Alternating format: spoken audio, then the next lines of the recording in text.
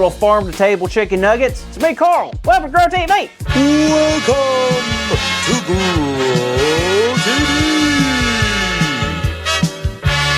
Hosted by Carl.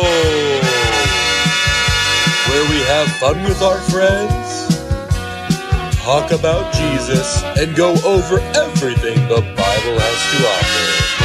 Now once again, welcome to Grow TV. Well, howdy, y'all. Welcome back to the farm. And I am so happy to see y'all. How happy am I, you might ask? Well, I'm about as happy as a chicken on a soft pillow. You see, I've recently lost something that was very important to me, and I need your help finding it. So here's the situation. I just finished churning the butter, picking up the eggs in the coop, and brushing the horses, and then I realized something. I lost my keys. Now, I know that may not seem like a big deal, right? People lose their keys all the time, no biggie. But here's the thing. One of the keys on the key ring is for the barn, which is where I am today, and tomorrow, and the next day, and the next day, and the next day, and the day just keeps going because I'm locked in the barn. That's right. I'm trying my best not to panic, but I'm trying to keep my cool. I'll just take 1 minute to take a deep breath, focus on recentering myself. Hey, Carl. Whoa. Carl, relax. It's me. Oh, hey, Grace. I am relaxed. What are you talking about? You seem like you're panicking. Wait, are you kidding me? I'm cool as a cucumber, girl. Oh, really? Because I just got your text that says, hey, all caps, 9 exclamation points. Just making sure I got your attention. The text says, Grace, I need your help. I locked myself inside the barn and now I'm stuck. My life is over. I'm panicking. Can't stop panicking. Not my best moment. So you lost your keys. Have you looked everywhere? The stables, under the hay, in your pockets? Yes, Grace, of course I check my pockets. What do you take me for? All right, I'm just checking. Anywho, did you read the Bible story I texted you? Not yet. I just been a little bit busy being locked in a barn. So what's it about?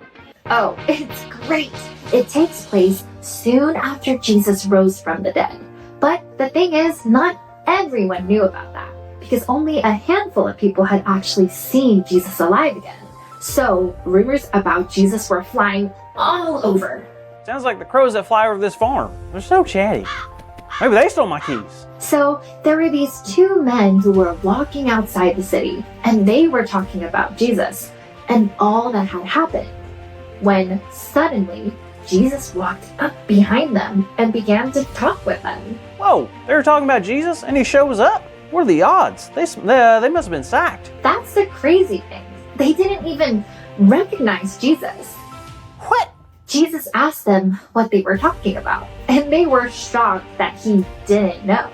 They assumed everyone had heard the stories of the man named Jesus, who was taken prisoner, even though he did nothing wrong, and then was sentenced to death by being hung on a cross. They also told him that this Jesus was supposed to be the Son of God, and that some people are saying that he has rose from the dead. Wow. And they still had no idea that they were talking to the Jesus? Not a clue. They thought it was some random guy, but that's when Jesus began to talk to them. He told them that they may want to take a closer look at what the scriptures had said. He told them, did not the Messiah have to suffer these things and then enter his glory? What'd they say? Well, it was. At that time, they realized that this man was someone special. So they invited him to come over for dinner. And Jesus said, yes. When they had sat down and Jesus began to serve them, they finally realized who they were sitting across from. About time. But just at that moment, Jesus disappeared. The men couldn't believe it. They ran back into town and told the disciples that it is true. The Lord has risen. Wow, what a great story. I can't believe it. I mean, how could they not know that Jesus was with them? Well, it can happen more easily than you think. How?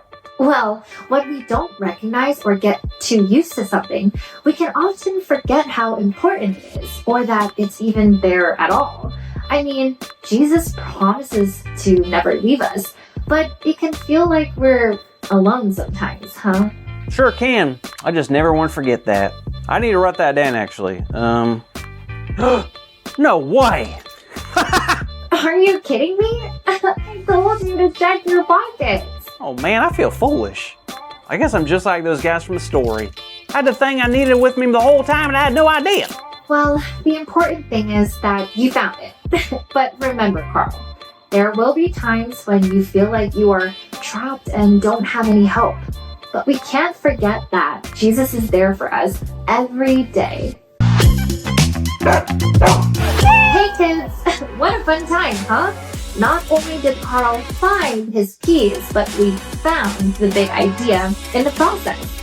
And today's big idea is, Jesus is there for me every day. So let's shout it out loud on the count of 3. 1, 2, 3. Jesus is there for me every day. Wonderful job. Now it looks like Carl's last day on the farm is next week, so make sure you don't miss it, okay? See you then. Thank you for watching, and tune in next week for a new episode of